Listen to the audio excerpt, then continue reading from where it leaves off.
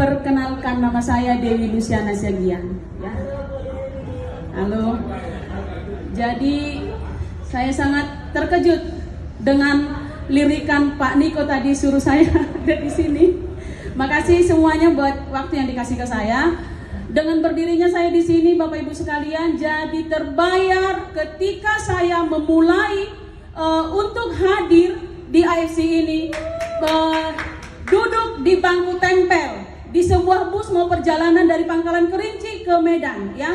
Duduk di bangku tempel, saya sampai udah di bangku tempel, duduk dekat toilet di bus, saya merasa aduh, apa yang harus saya perjuangkan? Saya pikir begitu, karena saya ini secara ekonomi sangat-sangat terhimpit, sangat-sangat di titik minus. Jadi kalau ada di sini sekarang yang ada di titik terendah, jangan pernah mengeluh, karena mengeluh tidak jadi solusi. Tidak jadi solusi, Bapak Ibu sekalian. Mengeluh tidak jadi solusi, ya. Itu yang pertama, dan itulah yang saya tanamkan. Jadi saya dulu perawat, sampai sekarang masih perawat, tapi tidak bekerja lagi, ya. Dulu saya sempat menjadi koordinator perawat di sebuah perusahaan dengan penghasilan terakhir 3.200.000 per bulan, ya. Saya harus pergi pagi dan pulang malam, ya. Pergi pagi, pulang sore, pergi siang, pulang malam, begitu terus setiap hari. Dan penghasilan terakhir itu 3.200.000 per bulan. Saya tinggalkan suami, tinggalkan anak, ya, karena ikut shift di sebuah klinik perusahaan.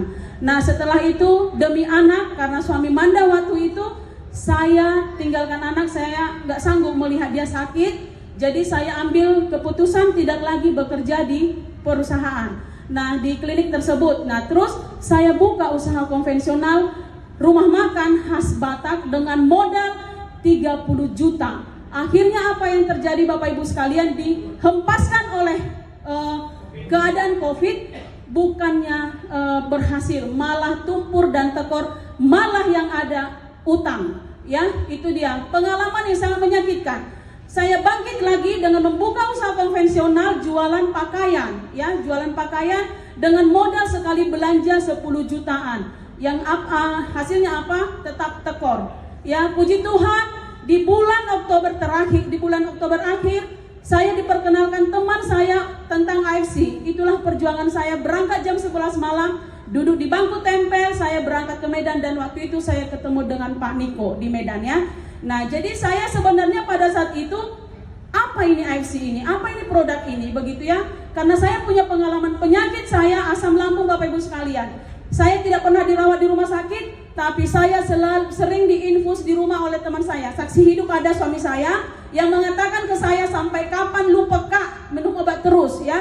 Itu suami saya ada di situ, dia bilang, kau kasih minum obat, ya. Begitu, ya. Jadi waktu itu saya benar-benar belajar tentang produk. Satu hal yang saya ingin, atau satu hal yang mendasari saya kenapa saya bisa mengkonsumsinya adalah saat yang disampaikan oleh Pak Dr. Lugi tadi, bahwa produk ini diproduksi oleh perusahaan farmasi.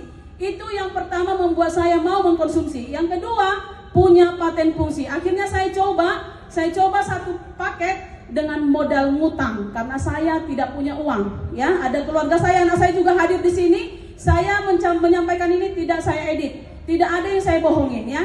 Jadi waktu itu setelah saya konsumsi satu paket, bukan asam lambung saya saja yang sembuh, tapi asam urat saya di angka 5,1 dari angka 7,9, ya. 5,1. Inilah yang membuat saya meyakinkan orang-orang supaya bagaimana kita sama-sama sehat, menyehatkan diri sendiri, menyehatkan keluarga, dan juga menyehatkan orang lain. Nah, mulai saya berbagi, Bapak Ibu sekalian, berbagi informasi ini, berbagi cerita ini ke semua orang. Ya, akhirnya di bulan Desember saya mulai mendapatkan income, Bapak Ibu sekalian. Income pertama saya 6 juta di bulan Desember, ya. Karena bulan Desember.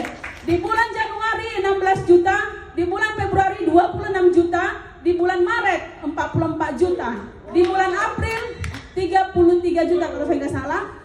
Dan sekarang ini saya lihat tadi di angka 32 juta dari tanggal 1, ya. Puji Tuhan, terima kasih. Saya sampaikan di sini, selain usaha kita, doa adalah yang paling utama. Saya selalu berdoa, Tuhan, waktu ada reward Turki, saya berkata, Tuhan jangan sampai bulan 2, izinkan aku dapat 1 aja tiket Turki ya. Ternyata 5 hari, tanggal 23 Februari, Tuhan izinkan saya dapat 1 tiket Turki ya.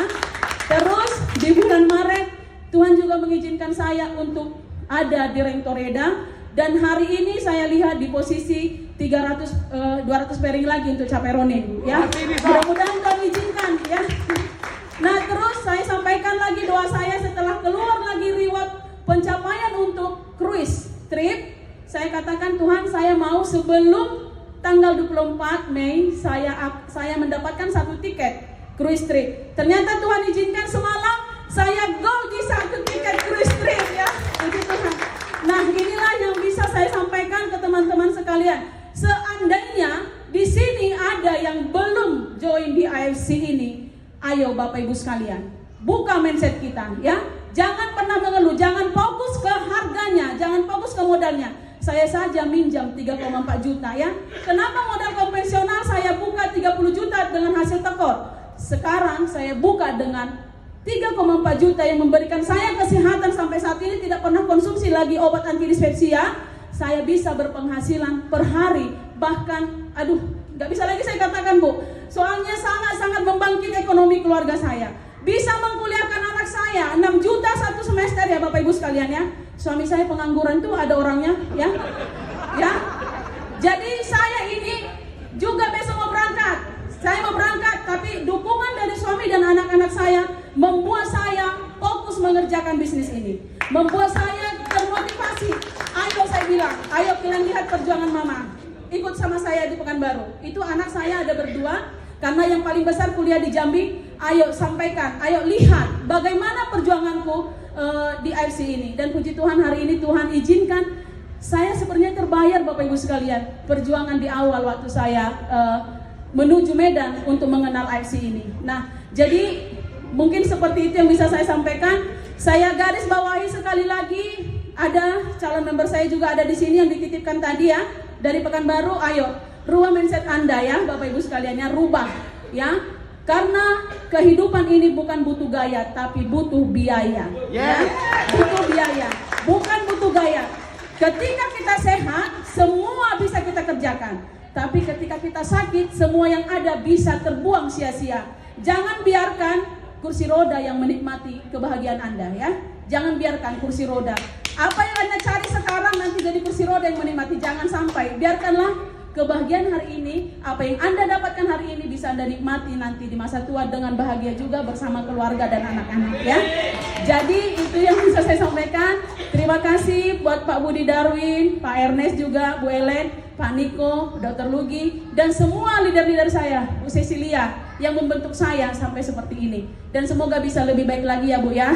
Terima kasih.